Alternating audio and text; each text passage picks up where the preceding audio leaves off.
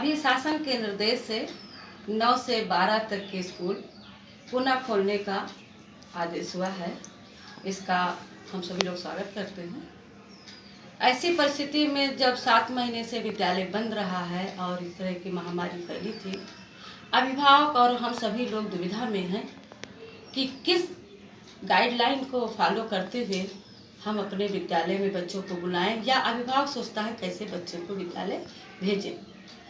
तो जैसे है जान है जहान है कि फार्मूला हम लोगों ने अपनाया और सब जगह कार्य शुरू है।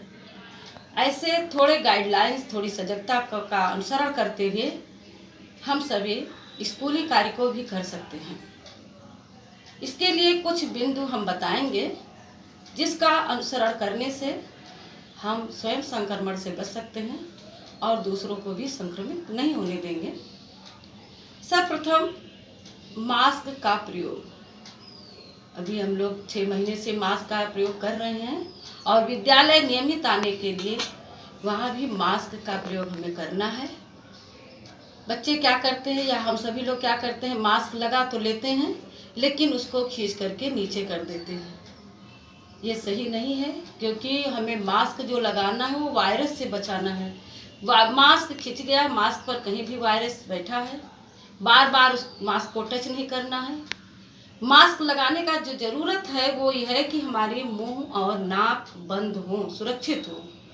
तो ये अपनी आदत में होना चाहिए। जब कोई चीज़ हम अपने आदत में बना लेते हैं तो उसका प्रयोग सही ढंग से हम करते हैं। तो मास्क लगाना और सही ढंग से वो नाक और मुंह को बंद रखे, कवर रखे, उसे बार बार छूना हटाना नहीं है। और बालिकाओं को और भी अगर अपने जैसे लंबे बाल हैं, अपने सुरक्षित करना है, बालों से भी जो है वायरस फैल सकते हैं, तो ऐसे में कैप लगा सकती हैं। दूसरा बिंदु है सैनिटाइजर।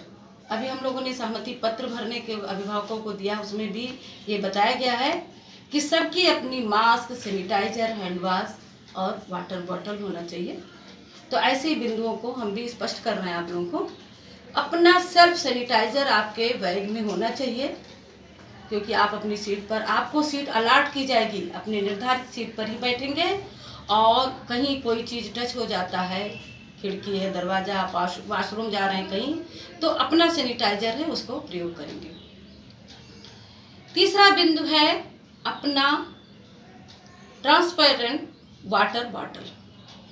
अच्छा तो ये रहेगा कि इसमें थोड़ा गुनगुना पानी लेकर आएं, क्योंकि इस कोरोना काल में आयुर्वेद का भी यही निर्देश रहा है कि गुनगुने पानी का प्रयोग करें। तो हम अपनी ही बोतल से पानी पिएंगे, किसी से का ना शेयर करेंगे, कोई चीज़ ना अपना देंगे ना किसी का लेंगे।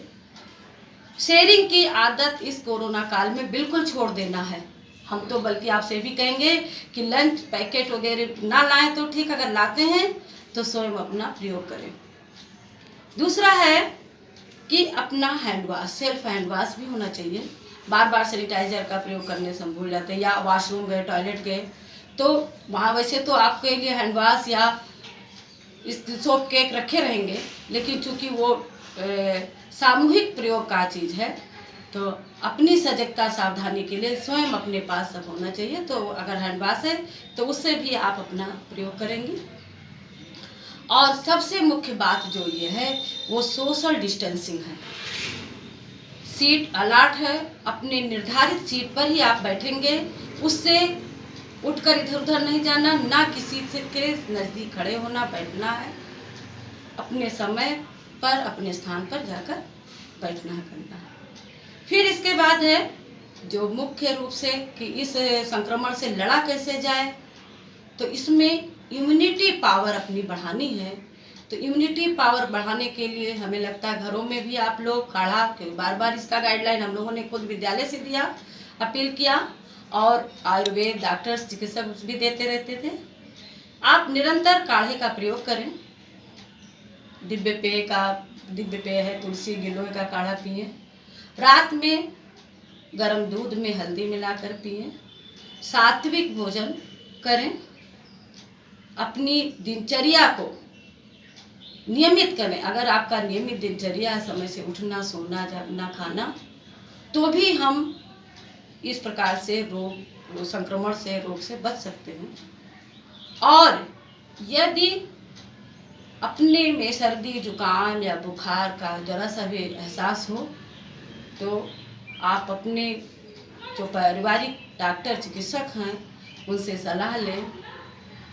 ऐसी स्थिति में विद्यालय ना आवें, क्योंकि स्वयं भी हम सुरक्षित रहेंगे और दूसरों को भी सुरक्षित करना है।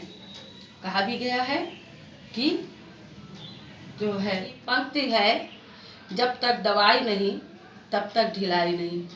हम सुरक्षित हैं तो देश सुरक्षित है। इन सब बातों को ध्यान में रख करके हमें सजग रहना है, स्वस्थ रहना है और अपने कार्य को गति देना है। धन्यवाद।